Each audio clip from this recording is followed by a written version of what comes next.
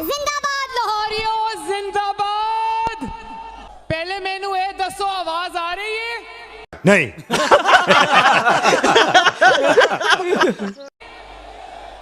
आ रही है?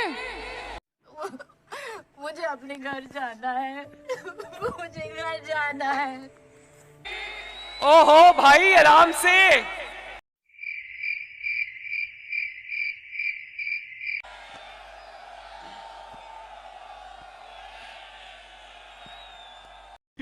अबे जल्दी बोल। मुझे जलसे के मुंतजमीन ने बताया था अच्छा, हमको सिखा रिया है कि यहाँ पर हजारों कुर्सियां लगी हुई हैं। नहीं, मैं नहीं मानता।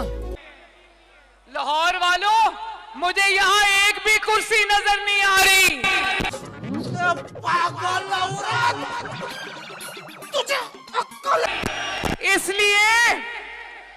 इसलिए कि लोग इतने ज्यादा हैं कि मुझे समझ नहीं आ रही कि कुर्सियां कहाँ चली गई।